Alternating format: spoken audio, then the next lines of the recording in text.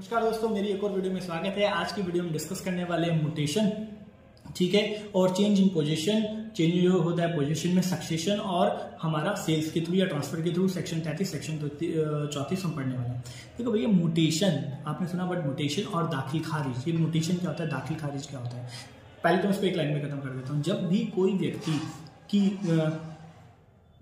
कोई व्यक्ति अपनी जमीन को बेच दे देता है या फिर फादर से बच्चों के पास वो जमीन आ जाती है, तो उसकी जो पोजीशन होती है वो बदल जाती है। जब उसकी पोजीशन बदल जाती है, मेरे फादर से मेरे पास आ गई, ठीक है, तो मुझे क्या करना पड़ेगा, वो जमीन अपने नाम पे चढ़वानी पड़ेगी, दाखिल खारिज करवानी पड़ेगी, म्यूटेशन करवानी पड़ेगी। खत्म हो गया ये टॉपिक, यहीं खत्म हो गया। अब डिस्कस करते हैं डिटेल में। म्यूटेशन क्या है? म्यूटेशन का मतलब होता है चेंज, बदलना, और दाखिल आल्सो पॉपुलरली नॉन एज दाखिल खारिज। Mutation means change and popularly known as दाखिल खारिज, इसे दाखिल खारिज भी कहते हैं। Whenever there is a change in position of land, जब भी कभी चेंज आता है पोजीशन में ऑफ लैंड के, देन म्यूटेशन नॉन एज दाखिल खारिज शुड बी अपडेट, मतलब म्यूटेशन करानी चाहिए और दाखिल खारिज करवानी चाहिए। मेरे पिता से मेरे नाम पे जमीन आई है, तो मुझे उस पर दाखिल खारिज और म्यूटेशन करवानी चाहिए, ठीक है भैया।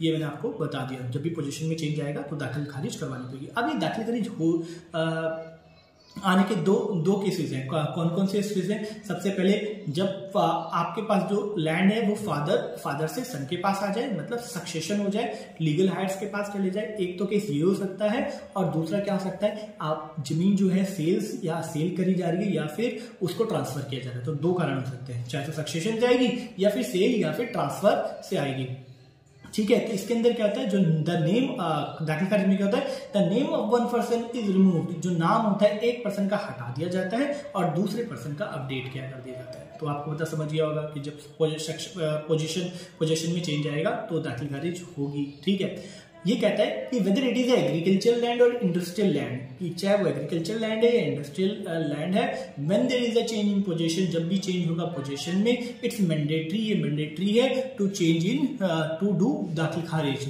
When it is whether it is agriculture और industrial land, if there is a position in change, it mandatory to do दाखिल खारिज और म्यूटेशन।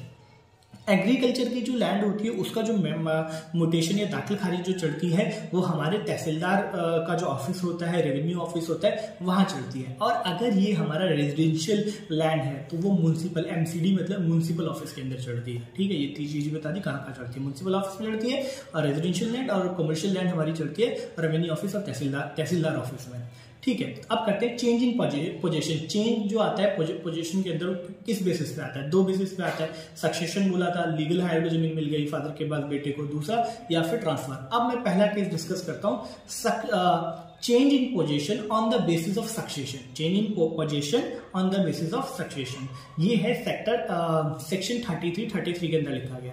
तो भैया जब पिताजी से लड़के के पास जमीन आ जाती है, तो जो पर्सन होता है, जो लड़का होता है, उसको क्या होती है, एक एप्लीकेशन लिखनी होती है, और एक एप्लीकेशन लिख के जो आपके एरिया का रेवेन्यू ऑफिसर होता है या रेवेन्यू अथॉरिटी होती है उसको जाके दे देनी होती है और बोलना होता है ये हमारे पिताजी हैं और पिताजी की आप नहीं रहे और ये लैंड अब हमारे पास आ गई है on the basis of succession. Please अब आप जो म्यूटेशन है, दाखिल खारिज है, आप हमारे नाम पे चढ़ा दीजिए।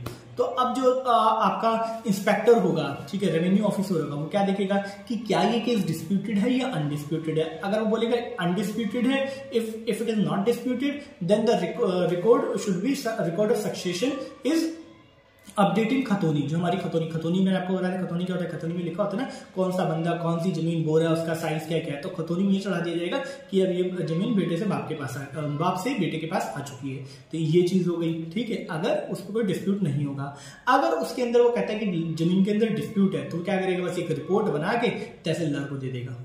यहीं पे जो रेवेन्यू ऑफिसर होगा वो आपका सुलझाया नहीं कराएगा, वो एक रिपोर्ट बनाएगा कि भाई इसमें तो डिस्प्यूट है और आप तहसीलदार के पास चले जाओ।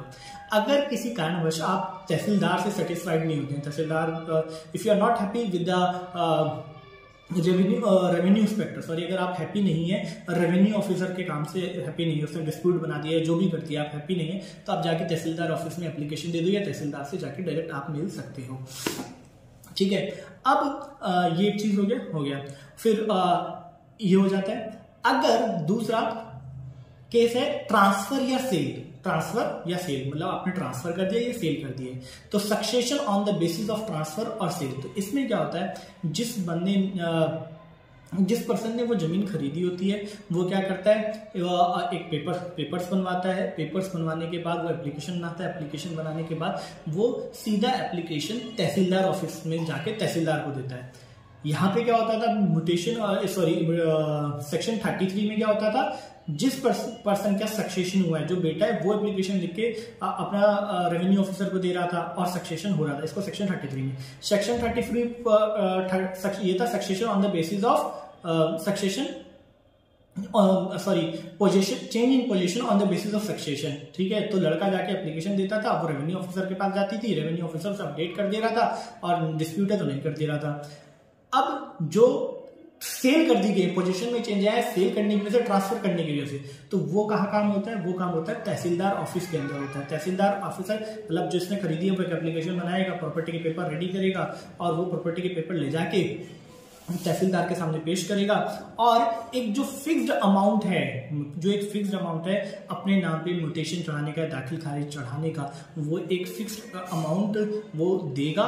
ठीक है, उसके बाद तहसीलदार देखेगा कि ये प्रॉपर्टी मतलब प्रॉपर तरीके से विद डिस्प्यूट है, नो डिस्प्यूट है। नो डिस्प्यूट मतलब प्रॉपर तरीके से उसने पेपर, उसने जमीन खरीद ली है, वो जिसकी जमीन थी उसने उसको दे दी है, तो वो उसको अपडेट कर देगा। ठीक है, जो रिकॉर्ड्स के अंदर अपडेट कर देगा, म्यूटेशन चढ़ा देगा व्यक्ति के नाम पे। अगर डिस्प्यूट है और उसने जमीन खरीदी है तो वो पहले उस डिस्प्यूट पे पहले कहेगा हाँ जी भैया क्या डिस्प्यूट है, उस डिस्प्यूट का निपटारा करवाएगा और फिर आदेश देगा कि भाई इस जमीन को चढ़ा दिया जाए, मतलब रिकॉर्ड को अपडेट कर दिया जाए।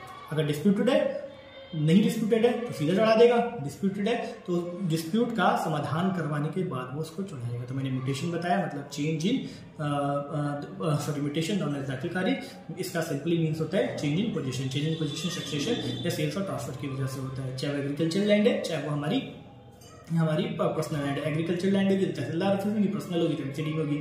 सक्सेशन पोजीशन आएगा, चेंज पोजीशन आता है on the basis of succession और आपके सेल और ट्रांसफर।